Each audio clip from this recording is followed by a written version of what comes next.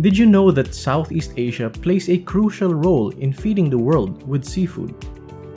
More than a fifth of global fisheries production is produced in this region, with Indonesia, Vietnam, Myanmar, the Philippines, and Thailand ranking among the top producers of fish and fishery products worldwide.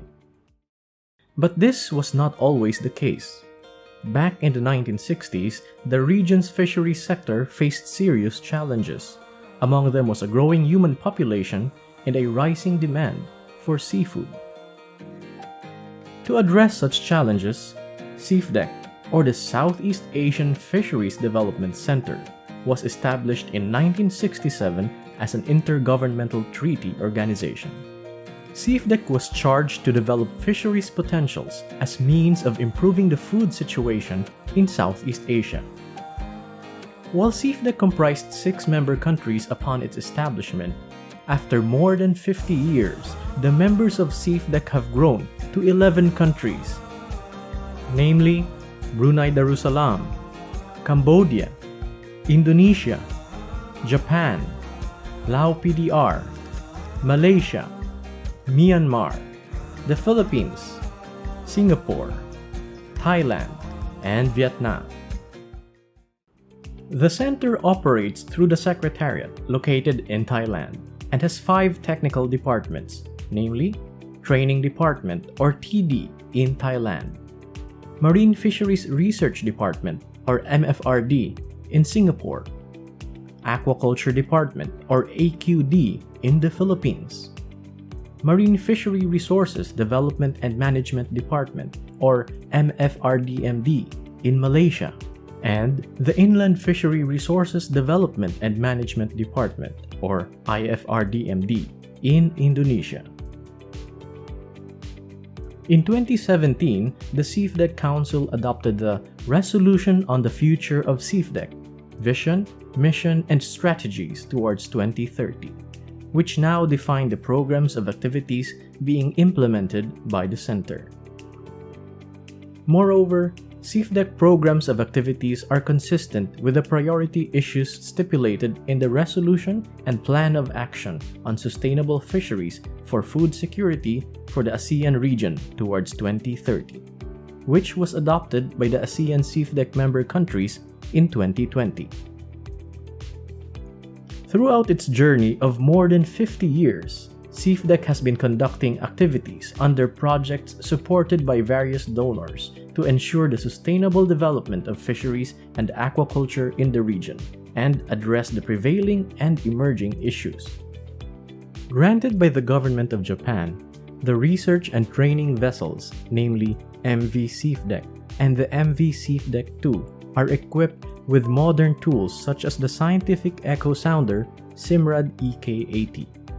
These research vessels are used to survey fishery resources in the waters of member countries upon their request.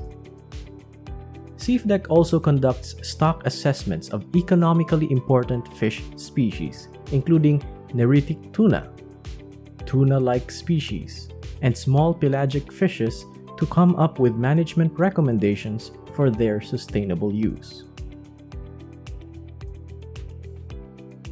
SEAFDEC has also been developing and promoting responsible fishing technologies and practices, including fishing gear innovation, to reduce the impacts of fishing activities on fishery resources and marine ecosystems, energy optimization for fishing vessels to reduce carbon emissions, and optimal post-harvest fish handling techniques to improve fish quality and freshness on board fishing vessels.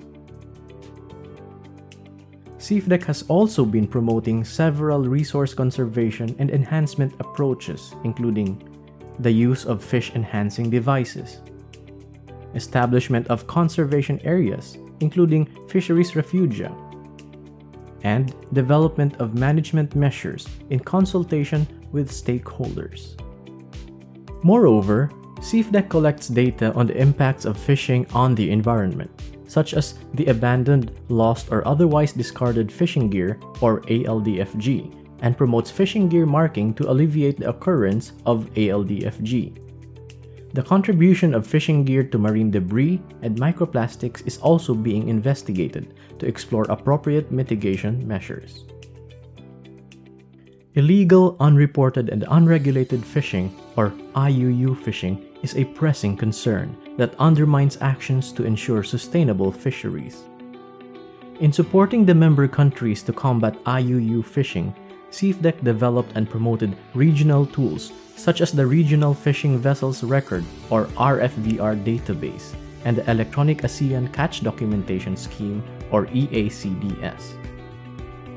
SEAFDEC has also been organizing a series of trainings and workshops to strengthen national capacities in the implementation of port-state measures and monitoring, control, and surveillance or MCS, among others, to combat IUU fishing. Recognizing the importance of small-scale fisheries in the Southeast Asian region, SEAFDEC has been promoting applicable management approaches, including the Ecosystem Approach to Fisheries Management, or EAFM. A series of training for trainers is being conducted to build the capacity of national agencies to improve small-scale fisheries management, including poverty alleviation and improving the livelihood of the fishery community. For the sustainable development and management of inland fisheries, SEAFDEC introduced management concepts such as the Special Area for Conservation and Fish Refugia, or SPECTRA, by using swamps, flooded plains, and other marginal lands to serve as inland fisheries refugia and enhance the abundance of the resources. SEAFDEC is also developing methodologies for data collection in inland fisheries and gathering recommendations for inland fisheries management in Southeast Asian countries. Considering that cross-river constructions are among the major threats to inland fishery resources, SEAFDEC is also studying the effective designs of fish passages that would facilitate fish migration and mitigate the impacts of cross-river constructions on the resources. With the increasing contribution of aquaculture to the world's seafood supply, SEAFDEC has been actively engaged in developing all stages of aquaculture production, from the hatchery phase to grow out and post-harvest. SEAFDEC's initiatives include broodstock and seed production, environment-friendly farming systems, cost-effective feed, aquatic animal health management, and protocols on the use of drugs and chemicals for food safety. The aquaculture commodities that SEAFDEC focuses on include fishes, shrimps, crabs, mollusks, and seaweeds, as well as aquaculture live feed such as phytoplankton, zooplankton, and polychaetes.